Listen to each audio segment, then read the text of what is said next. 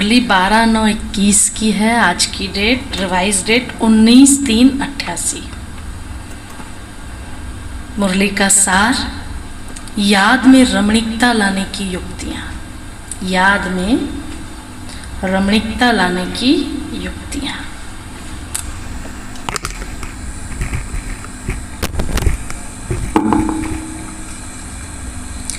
ओम शांति, ओम शांति बाबा।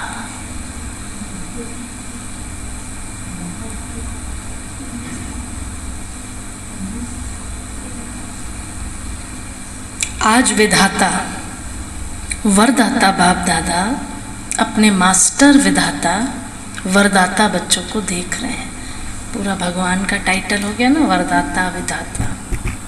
हर एक बच्चा विधाता भी बने हो तो वरदाता भी बने हो। विधाता मतलब किसी का भाग्य लिख रहे हो, वरदाता मतलब वरद हस्त है उसके ऊपर, वरदान दे रहे हो। साथ साथ बाप दादा देख रहे थे कि बच्चों का मर्तबा कितना महान है, मर्तबा स्टेटस कितना महान है। इस संगम युग के ब्राह्मण जीवन का कितना महत्व है। क्वेश्चन नहीं है, बाबा बहुत अच्छे से बता रहे हैं इस संगम युग के ब्राह्मण जीवन का कितना महत्व है। विधाता वरदाता के साथ साथ विधि विधाता भी आप ब्राह्मण हो। ठीक है, विधाता वरदाता के साथ विधि विधान से, बोलते हैं ना जो करवाना हो किससे करवाओ, ब्राह्मणों से। क्यों करेंगे ब्राह्मणों से? क्योंकि विधि विधाता विधान से करवाएंगे। ऐसा ऐसा आपकी हर विधि सत्युग में कैसे परिवर्तित होती है वह पहले सुनाया है। इस समय के हर कर्म की विधि भविष्य में चलती है, लेकिन द्वापर के बाद भी भक्ति मार्ग में इस समय के श्रेष्ठ कर्मों की विधि भक्ति मार्ग की विधि बन जाती है। अभी का हमारा भविष्य में तो बनेगा, लेकिन भक्ति मार्ग में भी वो क्या बन जाएगी? भक्ति की विधि बन जाएगी। तो पूज्य रूप में भी इस जीवन की विधि जीवन के श्रेष्ठ विधान के रूप में चलती है, और पुजारी मार्ग में अर्थात भक्ति मार्ग में आपकी हर विधि नीति व रीति के रूप में चलती है। बताओ, जो अभी कर रहे हैं तो विधाता वरदाता और विधि विधाता भी हो। वरदाता विधाता और विधि विधाता भी आपके मूल सिद्धांत सिद्धि प्राप्त होने के साधन बन जाते हैं। आज खूब याद किया है रिद्धि सिद्धि को बाबा ने। सिद्धि है ना उसका नाम, रिद्धि है, रिद्धिमा। अच्छा, हाँ रिद्धि सिद्धि निकलता ही नहीं, आती है वो रिद्धि सिद्धि आई है। रिद्धि सिद्धि, अच्छा अच्छा।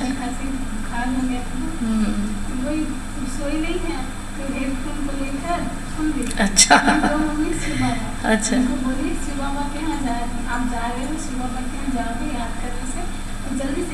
अच्छा अच्छा, वो बोलती है देखा। हाँ वो भेजी है तो अच्छी आत्मा वो। 18 जनवरी उसका जन्मदिन है। हाँ नहीं है, जैसे मूल सिद्धांत बाबा एक है। पहला सिद्धांत मूल हमारा बाबा एक है। धर्मात्माएं महान आत्माएं अनेक हैं, लेकिन परमात्मा एक है। दद्दू इसे इतना अच्छा एक्सप्रेशन बनाता है दद्दू कि मुस्कुराहट आ जाए सबके चेहरे पे। एक्टिंग कर दीजिए, हम देखे नहीं। हाँ हाँ, नहीं उससे पूछा ना बल्लू भाई आपका बैच कहाँ है, तो अपना देख के बोलते हैं मैं बच गया। देख देख मैं पहना हूँ, सब भाव। इसी मूल सिद्धांत द्वारा आधा कल्प आप श्रेष्ठ आत्माओं को एक बाबा के द्वारा प्राप्त हुआ वर्षा सिद्धि के रूप में प्राप्त होता है। प्रारब्ध मिलना अर्थात सिद्धि स्वरूप बनना। क्यों? क्योंकि एक बाप है। हाँ, प्रारब्ध मिलना अर्थात सिद्धि स्वरूप बनना, क्योंकि एक बाप है। बाकी महान आत्माएं और धर्म आत्माएं हैं, बाप नहीं है। इसीलिए वर्षा नहीं मिल रहा है, क्योंकि बाप नहीं है। बाप एक है, वो सब भाई भाई हैं, चाहे कितनी ही महान आत्माएं। वर्षा तो बाबा से मिलता है, भाई से नहीं मिलता है। तो इस मूल सिद्धांत द्वारा आधा कल्प आपको सिद्धि प्राप्त होती है। और भक्ति में भी गॉड इज वन, वो क्या है? मूल सिद्धांत। मूल बाबा ने बोला भक्ति में भी गॉड इज वन, इसी सिद्धांत सिद्धि प्राप्त करने का आधार बनता है। ठीक, वो मूल सिद्धांत और ये सिद्धांत गॉड इज वन। भक्ति का आदि आधार भी एक बाप के शिवलिंग रूप से आरंभ होता है, जिसको कहा जाता है अव्यभिचारी भक्ति। तो भक्ति मार्ग में भी इसी एक सिद्धांत द्वारा ही सिद्धि प्राप्त होती है कि बाप एक है। ऐसे जो भी आपके मूल सिद्धांत हैं, उस एक एक सिद्धांत द्वारा सिद्धि प्राप्त होती रहती है। जैसे इस जीवन का मूल सिद्धांत पवित्रता है। आज बाबा ने खास इस पर चिंतन करने के लिए बोला है। गॉड इज वन, एक हुआ। दूसरा, पहला बाबा ने क्या बताया? पहला मूल सिद्धांत क्या है?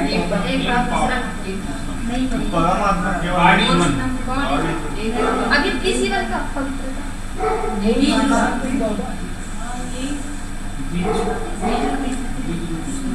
मूल सिद्धांत बाप एक, और वो अभी तो आएगा पवित्रता क्या। मूल सिद्धांत एक और दूसरा सिद्धांत जो भक्ति मार्ग में भी चला आया, उसी के रूप में होगा गॉड इज वन। और दूसरा जो सिद्धांत हमारा पवित्रता। तीसरा क्या है हमारा सिद्धांत? अब ये चिंतन है, विश्व कल्याण, ये सिद्धांत। हाँ, और धारणाओं को सिद्धांत का नाम दिया बाबा ने। पवित्रता तो बाबा बता रहे, बाबा बोल रहे चिंतन करो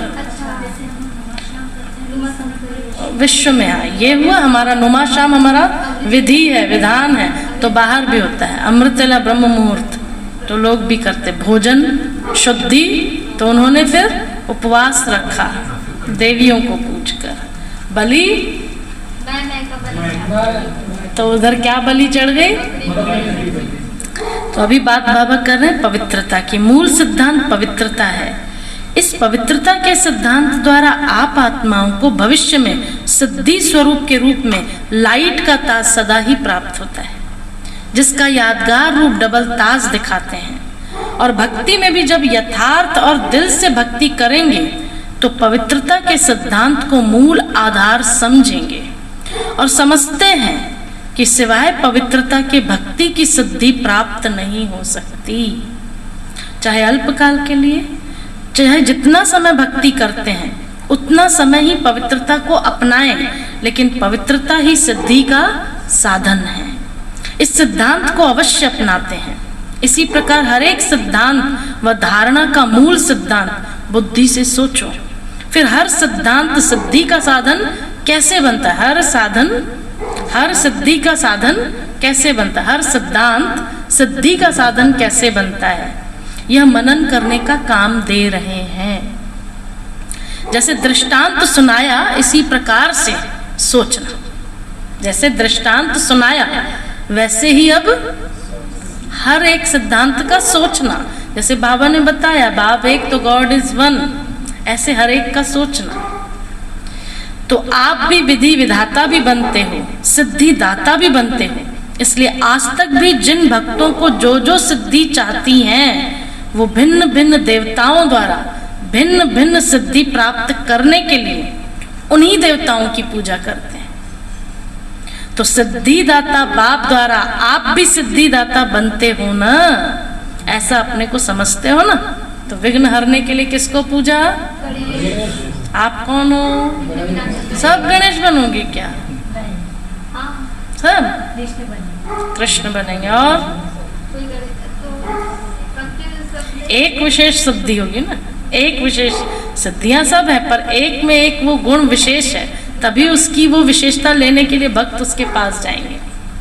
दुर्गुणों का विनाश करना हो तो लक्ष्मी तो सभी को चाहिए, तो क्या करेंगे फिर? लक्ष्मी सब बनेंगे, हैं? हाँ, कैसे आती है? जब सरस्वती होती है तो लक्ष्मी आते आप आने लगती है। सब पर एक का एक गुण ज्यादा होगा। विशेषता में भी बताते हैं, इसकी नई विशेषता हाँ, तो उसी विशेषता के आधार पर वो दैवीय गुण इमर्ज होगा।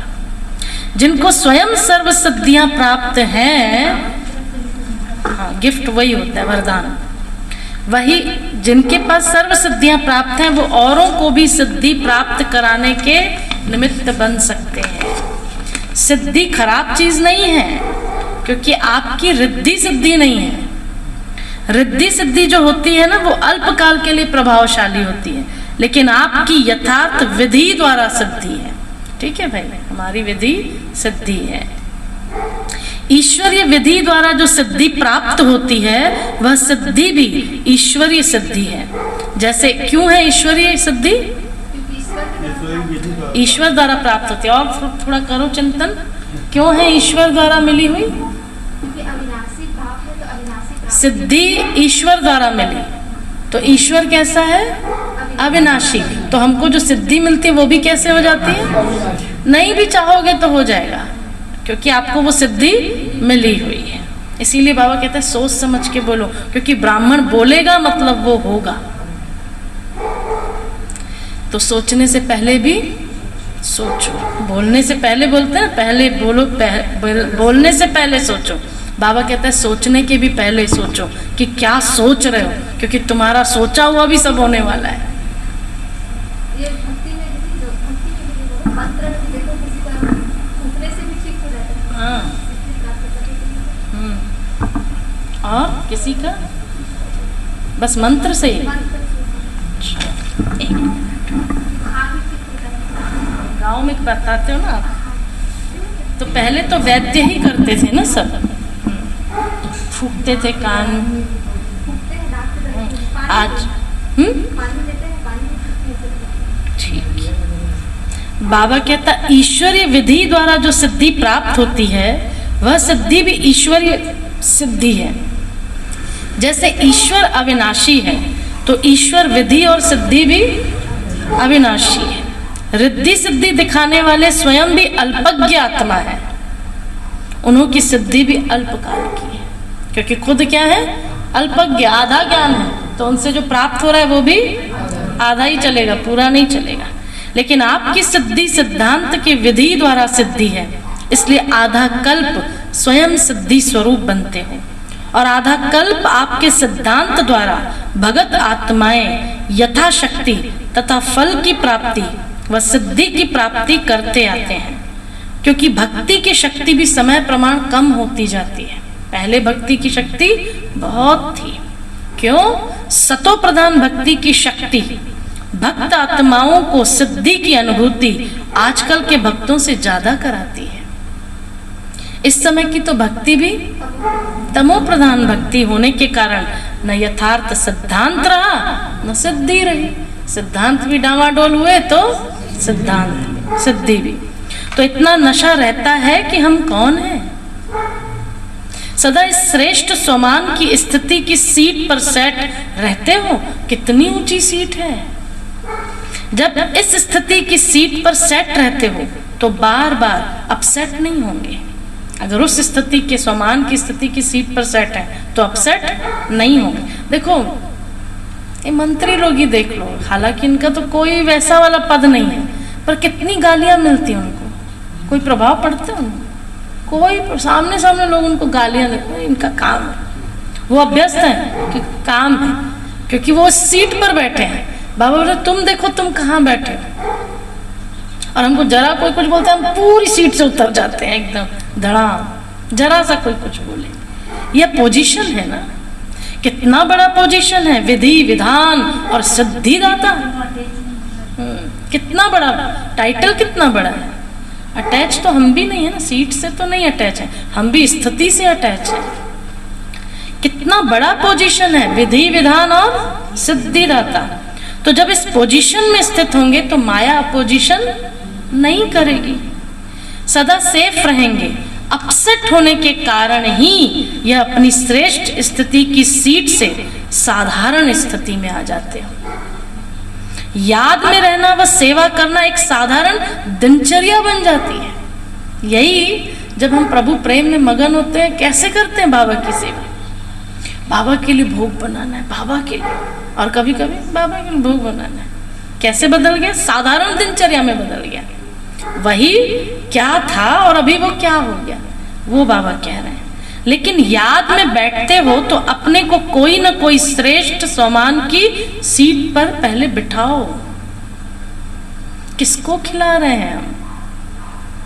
किसको खिला रहे हैं? जो सारी दुनिया को खिलाता है, मुझे भाग्य मिला है मैं उसको खिला रही हूँ।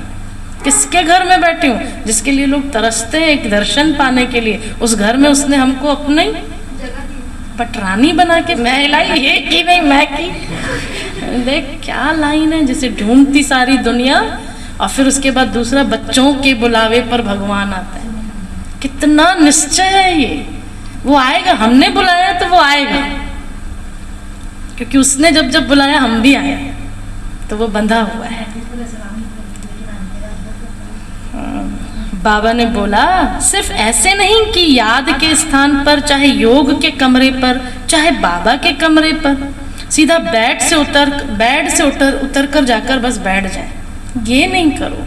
क्या हो गया? वो केवल नाम काम उतारना है, अमृत वेला करना है, मुरली सुननी है, नहीं जाएंगे तो पड़ेगी, फिर वो बहन फोन करेगी, चलो मुंह बंद कराना है उसका। चलो कई बार इसलिए भी आते हैं, कौन सहेगा इतना इनका। हाँ वो तो नशा है, वो तो नशा है। नहीं कई बार इसलिए भी होता है ना, होता है, और वो करते करते कई बार फिर नशा चढ़ने लगता है। फिर क्यों आदमी उनका सम्मान करता है कि इसने बोला था ना, आते आते मेरे को रंग चढ़ गया। ये भी सहयोग है ब्राह्मणों, इसमें तो सबको जरूर बोलो। कोई बुरा मानता है तो माने, हाँ आना चाहिए मुरली क्लास में। तो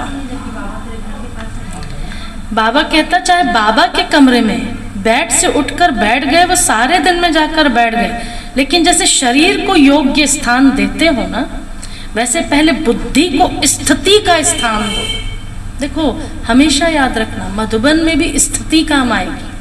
आज बाबा ने मधुबन की इतनी महिमा की है, पर उस मधुबन का सम्मान भी स्थिति वाले ही तो कर पा रहे हैं। जिनकी नहीं है ना, वो यहाँ से सम्मान कर रहे हैं, न वहाँ बैठ कर रहे हैं। पहले ये चेक करो कि बुद्धि को स्थान ठीक दिया है, तो ईश्वरीय नशा सीट से स्वतः ही आता है। आजकल भी कुर्सी का नशा कहते हैं, कुर्सी का नशा जिसको चढ़ जाए। आपका तो श्रेष्ठ स्थिति का आसन है। कभी मास्टर बीज रूप की स्थिति के आसन पर सीट पर सेट हो, कभी अव्यक्त फरिश्ते की सीट पर सेट हो, और कभी विश्व कल्याणकारी स्थिति की सीट पर सेट हो। आज कौन सी कुर्सी लेंगे बताओ आप लोग? बीज रूप, अव्यक्त फरिश्ता या विश्व कल्याणकारी? जरूरी नहीं है सब एक बोलो, अपने अंदर से कौन सी आवाज आ रही? मैं ये बीज रूप। आप क्या बोले? मैं बीज रूप, अव्यक्त फरिश्ता पुष्पा, बीज रूप, विश्व कल्याणकारी, विश्व कल्याण, अव्यक्त फरिश्ता, विश्व कल्याण, अव्यक्त विश्व कल्याण। अच्छा ऐसे था कि एक शालिनी बीज रूप। तो सारा दिन आज ही बाबा ने बोला, मतलब वरदान, विश्व का कल्याण करना है। मैं फरिश्ता, देखो तीनों समाये हुए हैं। जो बीज होगा वो फरिश्ता होगा, वही विश्व कल्याण करेगा। विश्व कल्याण जो करेगा वो बीज है, और बीज ही अव्यक्त फरिश्ता है।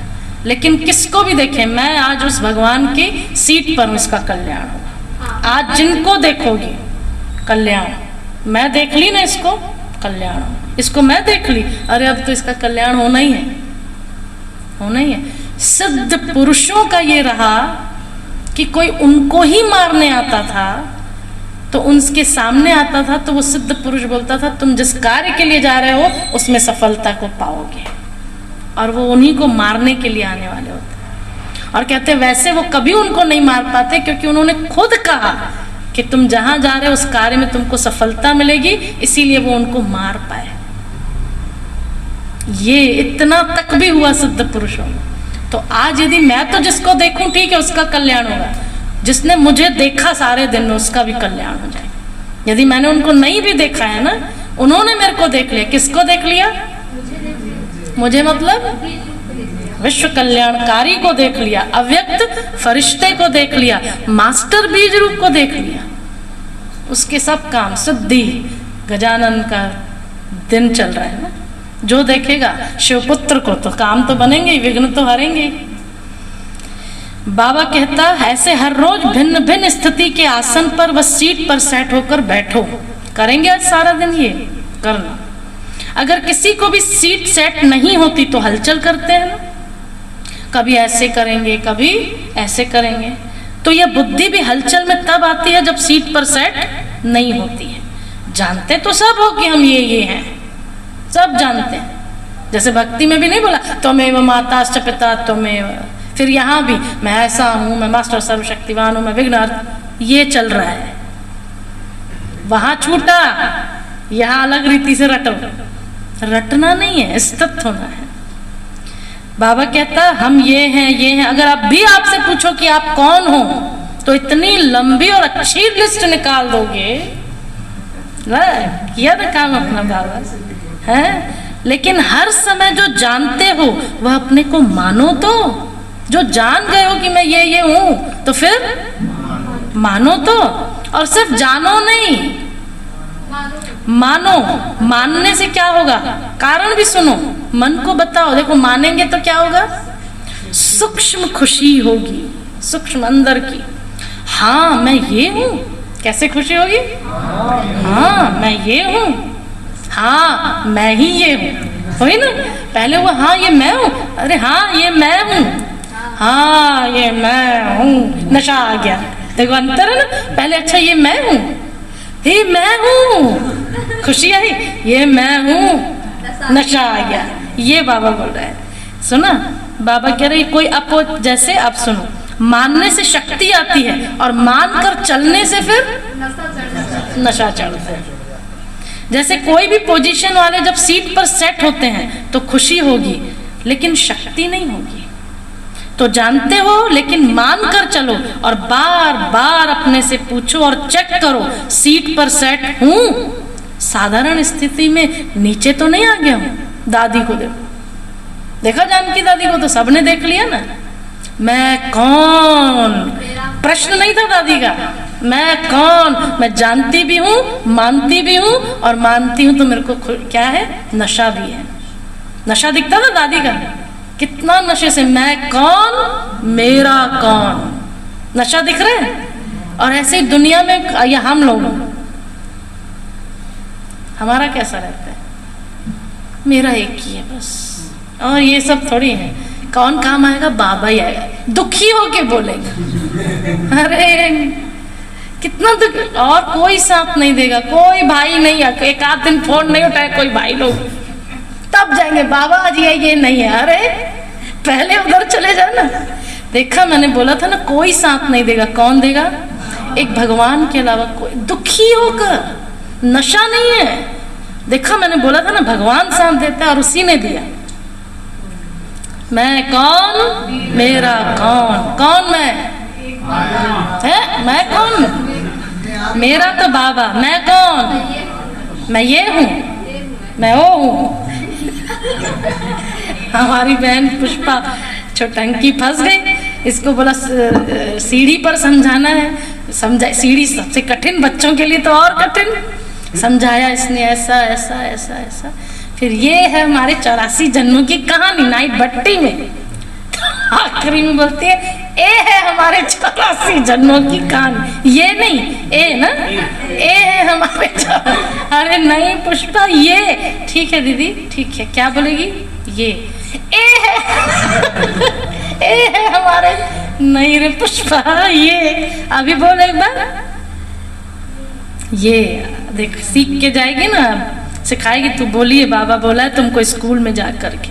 ये तो फॉरेन में जाने वाली बहन है, दर्शन कर लो सबको, फॉरेन में सेवा करेगी, देखना ही है। बाबा कहता, जानते हो, मान कर चलने से अपने आप से पूछो, चेक करो, सीट पर सेट हूं या साधारण स्थिति के भी नीचे आ गया हूं, साधारण स्थिति के भी नीचे। देखो, एक योगी का चेहरा दिखना चाहिए ना।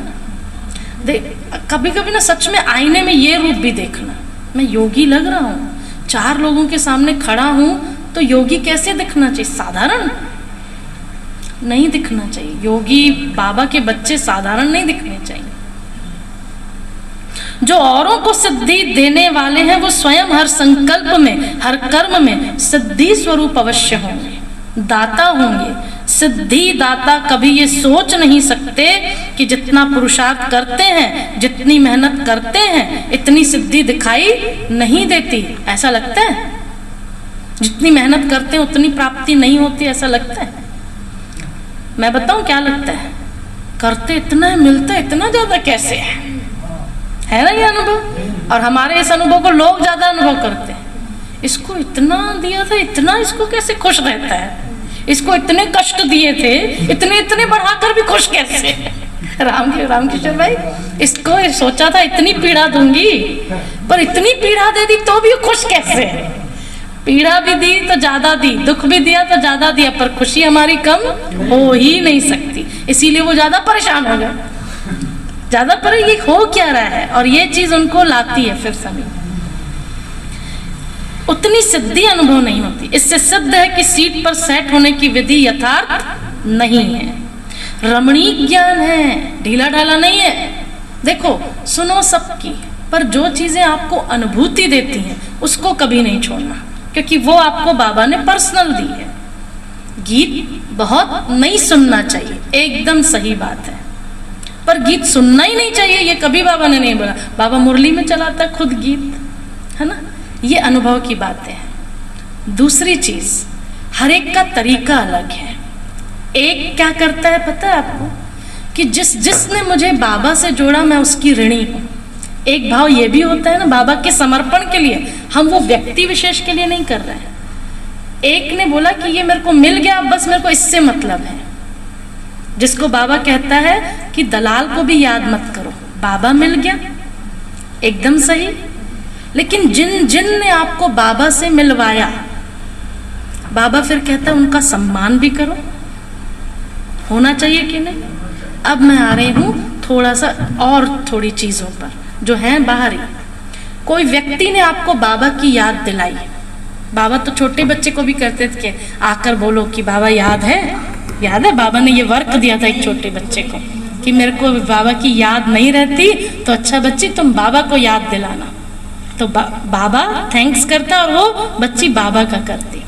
एक भाव ये है, आपके पति का कोई बहुत सम्मान करता हो, आप नेचुरल उसका सम्मान करते हैं, नेचुरल करती है वो स्त्री जो अपने पति से बहुत स्नेह करती है। बाबा हमारा साथी है, जो बाबा का सम्मान करता है आप ऑटोमेटिक उसका सम्मान करोगे।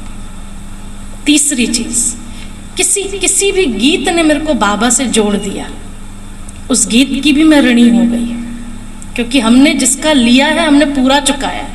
क्योंकि बाबा पूरा देता है, बाबा किसी का रखता नहीं है। तो यदि मैंने किसी का गीत सुना और मेरे को उसकी याद आ गई तो मैं उस गीत की भी ऋणी हूं। एक भाव ये है, एक भाव ये भी है कि मैं हर उन व्यक्तियों की, उन वस्तुओं की ऋणी हूं जो मेरे को बाबा की याद दिलाती। ये भी एक समर्पण है।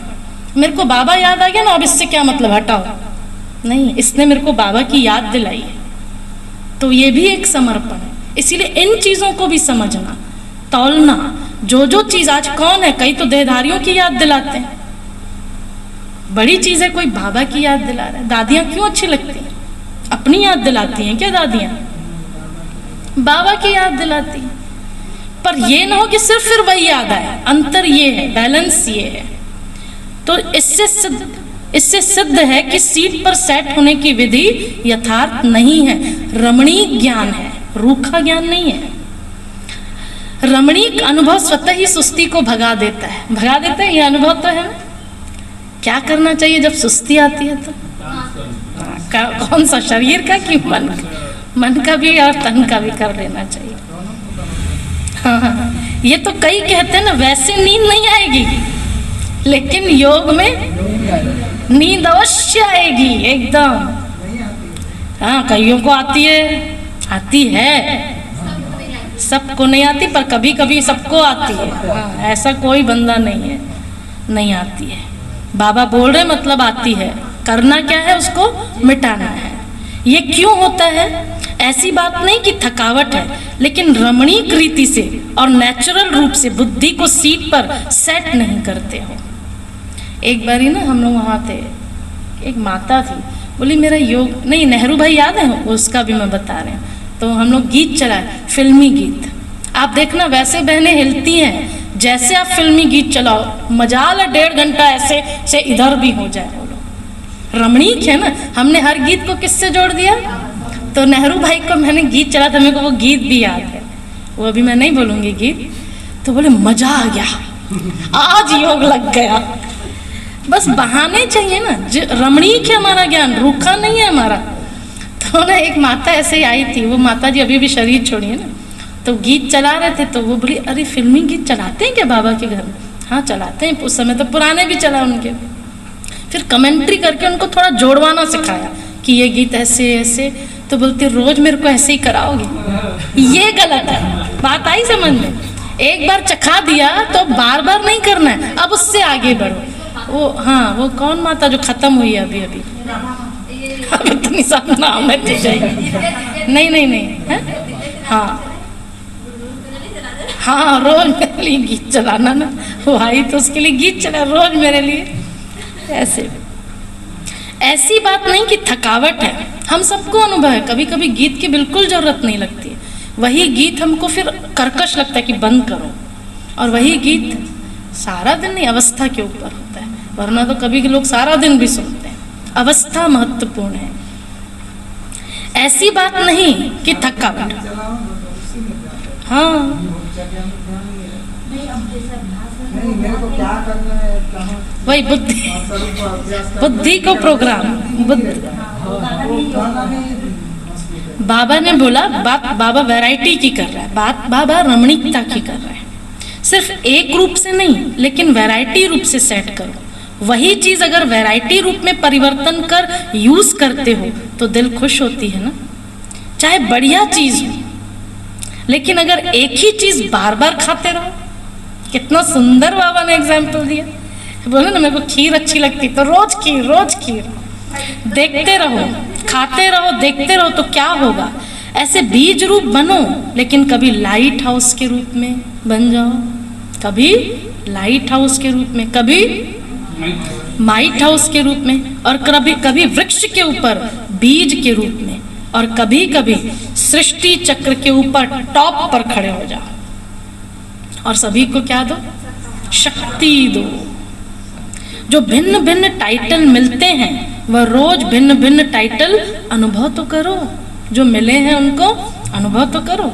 कभी नूरे रत्न बन बाबा के नैनों में समा जाओ, करते जाओ। बाबा के नूरे रत्न हैं, तो हम कहाँ हैं?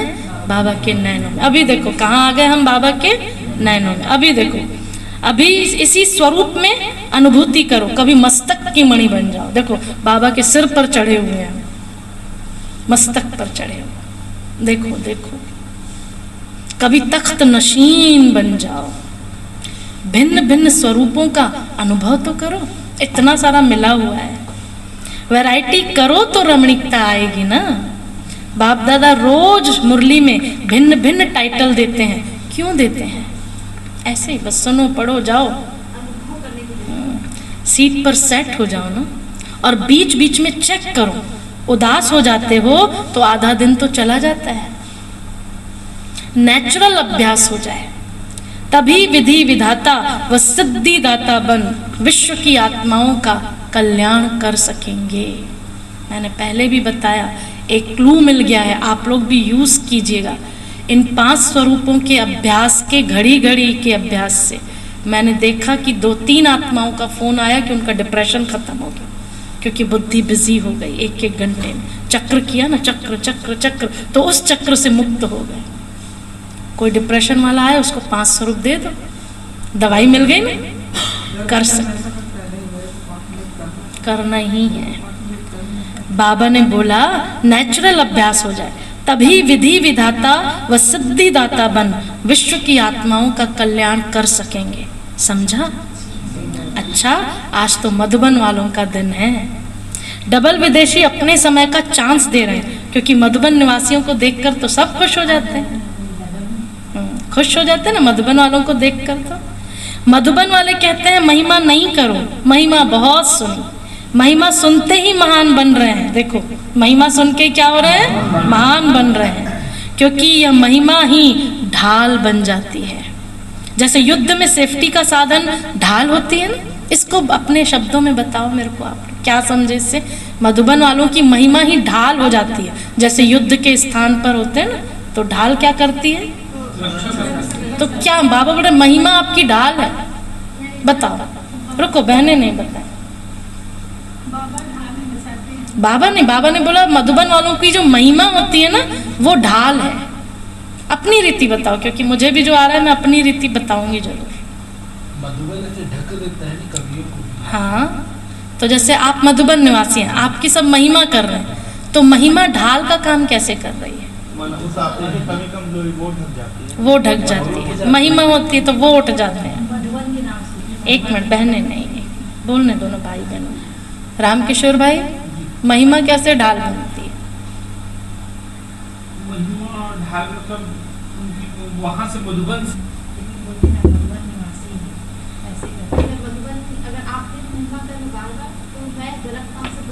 मेरे को यही आया।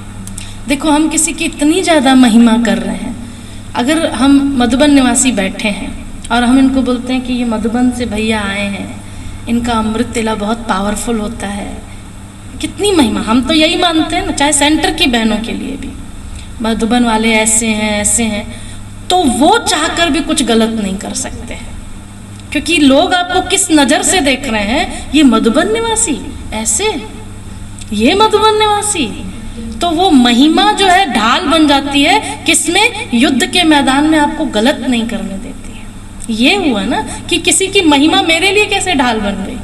आज हमको याद है कुछ भाई लोग आते थे, बोले सेंटर की बहनें अमृत तिला नहीं करती, हम तो कभी ये सोच भी नहीं सकते, क्योंकि दीदियां मतलब अमृत तिला। तो किसके सामने बोला? जो बहन अमृत तिला ही नहीं करती थी। दीदी, आज मैं ऐसे सुना, मैं बोला किसी भाई को कि दीदियां अमृत तिला नहीं करेंगी, ये हो ही नहीं सकता। किसको बोले? उसके बाद उसने कभी अमृत तिला बचा दिया, ढाल का काम कर गए ऐसे। तो ये महिमा भी स्मृति दिलाती है कि हम कितने महान हैं। सुना, ये महिमा भी स्मृति दिलाती है कि हम कितने महान हैं। मधुबन सिर्फ मधुबन नहीं है, लेकिन मधुबन विश्व की स्टेज है। मधुबन में रहना अर्थात विश्व की स्टेज पर रहना। तो जो स्टेज पर रहता है वो कितना अटेंशन में रहता है। वैसे ऐसे रहेंगे, स्टेज में रहेंगे तो एकदम सिंसियरली। साधारण रीति से कोई किसी भी स्थान पर रहता है तो इतना अटेंशन नहीं रहता, लेकिन जब स्टेज पर आएगा तो हर समय हर कर्म पर इतना ही अटेंशन होगा। तो मधुबन विश्व की स्टेज है, और हम सब कौन है? केवल मधुबन वाले मधुबन निवासी हैं क्या? मुरली किसकी सुन रहे हैं?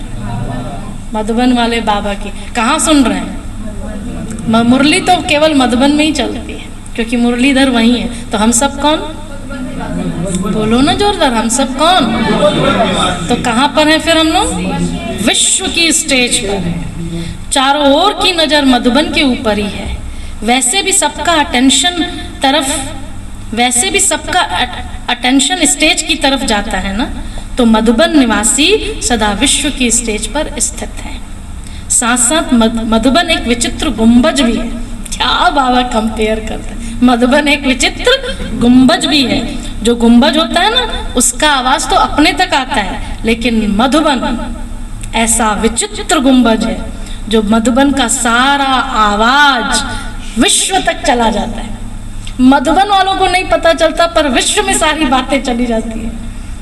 जैसे आजकल के पुराने जमाने में कई ऐसे स्थान निशानी मात्र हैं कि एक दीवार को, मेरे को आज बड़ा आनंद आया, बाबा ने क्या बोला है सुनना।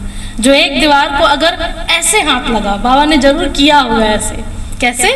ऐसे हाथ लगाएंगे तो आवाज करेंगे तो 10 दीवारों में वह आवाज आएगा, ऐसा ही सुनाई देगा जैसे इस दीवार को कोई हिला रहा है, ये आवाज कर रहा है।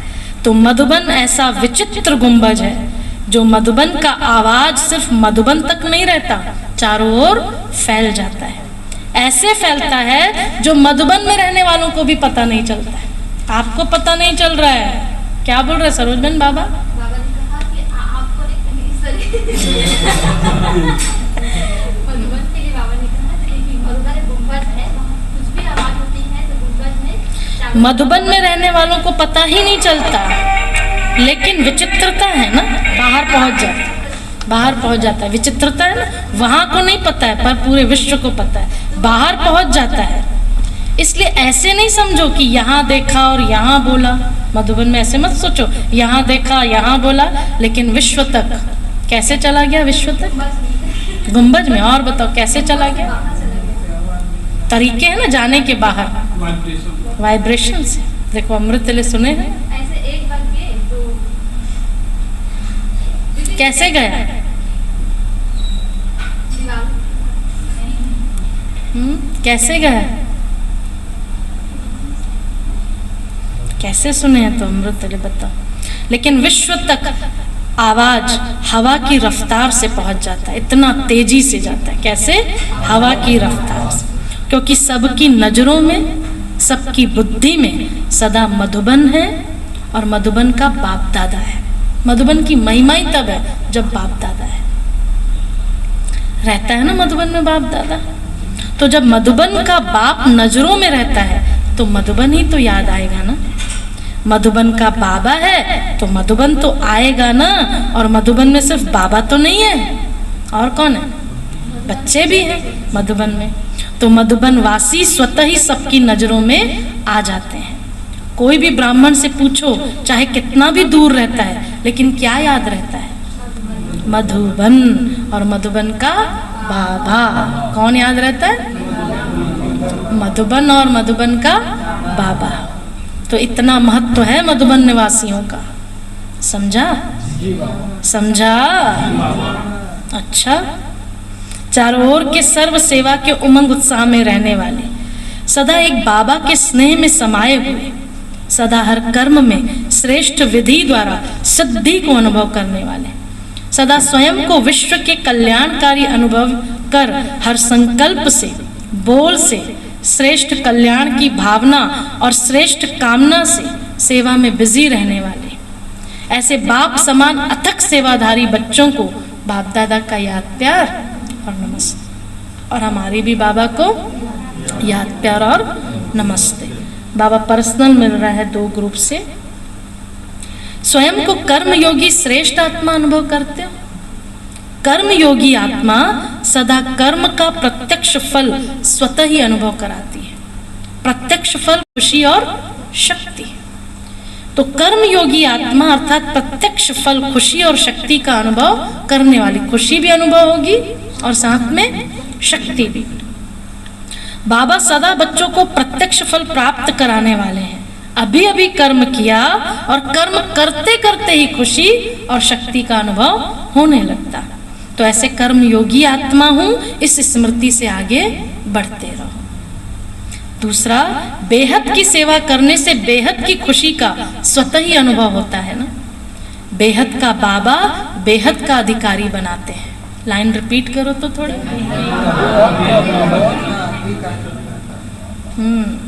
बेहद सेवा का फल, बेहद का राज्य भाग्य ही स्वतः प्राप्त होता है। जब बेहद की स्थिति में स्थित होकर सेवा करते हो तो जिन आत्माओं के निमित्त बनते हो उनकी दुआएं स्वतः आत्मा में शक्ति और खुशी की अनुभूति कराती है। एक स्थान पर बैठे भी बेहद सेवा का फल मिल रहा है। इस बेहद के नशे से बेहद का खाता जमा करते आगे बढ़ते चलो। रिसीव कर रहे हो, देखो नहीं करते हो ना तो वो वायुमंडल अलग बनने लगता है। क्या बोला बाबा ने, बेहद बेहद बस बोल रहे हैं। देखो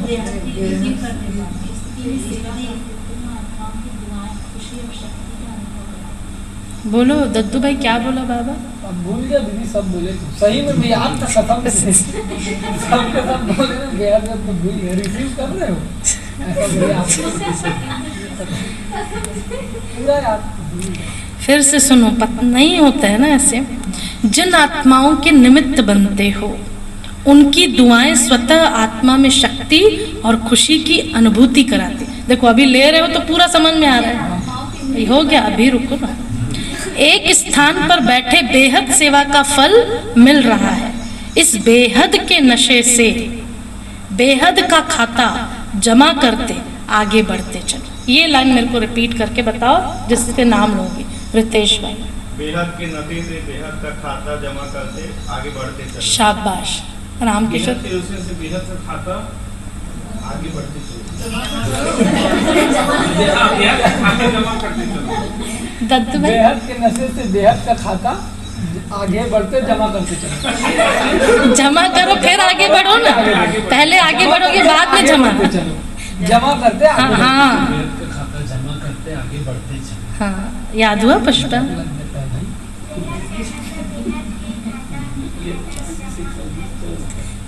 जाओ, चलो, अच्छा अच्छा। मीठे मीठे सिक्के लधे बच्चों प्रति माता पिता बाप दादा का याद प्यार और गुड मॉर्निंग। रूहानी बाबा की रूहानी बच्चों को नमस्ते। और हम सब रूहानी बच्चों की रूहानी बाप दादा को याद प्यार गुड मॉर्निंग, नमस्ते नमस्ते नमस्ते। शुक्रिया बाबा, शुक्रिया आपका पदम पदम शुक्रिया, जो आपने हमें अपना बना लिया, आप समान बना लिया। वरदान लेंगे सब बाबा से। बाबा का वरदानी हाथ सिर पर, विजय का तिलक। बाबा वरदान देते, सेकंड में देह रूपी चोले से न्यारा बन। अब फीलिंग के साथ ना, सेकंड में देह रूपी चोले से न्यारा बन। कर्म भोग पर विजय प्राप्त करने वाले सर्व शक्ति संपन्न भव। हुआ याद? सेकंड में देह में चोले से न्यारापन, कर्म भोग पर विजय प्राप्त करने वाले सर्वशक्ति संपन्न भव। किसको याद हुआ? और हुआ याद? सेकंड में देह रूपी चोले से न्यारा बन, कर्म भोग पर विजय प्राप्त करने वाले सर्वशक्ति संपन्न। हाँ, अब हो जाएगा। रामकिशोर भाई, सेकंड में देह रूपी चोले से न्यारे बन, कर्म भोग पर विजय प्राप्त करने वाले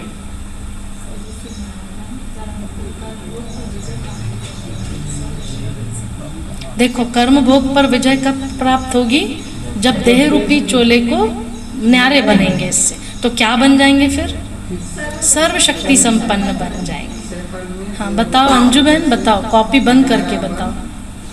एक मिनट। सेकंड में देह रूपी चोले से न्यारापन, सेकंड में देह रूपी चोले से न्यारापन,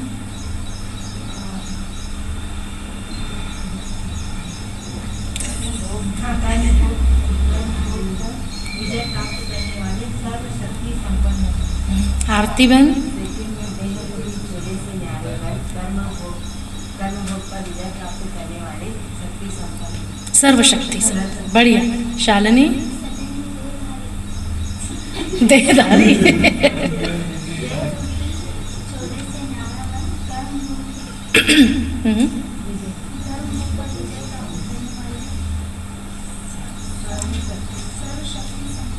हुआ पुष्पा याद?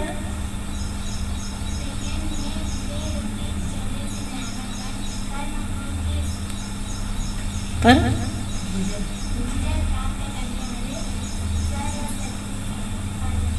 हुआ? वेरी गुड, शाबाश।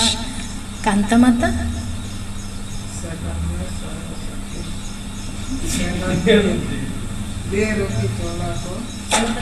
हाँ रोज बताते हैं। देखो अब विस्तार सुनते हैं। जब कर्म भोग का जोर होता है, कर्मेंद्रियां कर्म भोग के वश अपनी तरफ आकर्षित करती हैं, अर्थात जिस समय बहुत दर्द हो रहा हो, ऐसे समय पर कर्म भोग को कर्म योग में परिवर्तन करने वाले, साक्षी हो, कर्मेंद्रियों से भोगवाने वाले, सर्वशक्ति संपन्न अष्टरतन विजयी कहलाते हैं। उस समय जिस समय दर्द हो रहा हो, उस समय साक्षी होकर देखो कर्मेंद्रियों से मैं आत्मा भोगवा रही हूँ। कठिन है।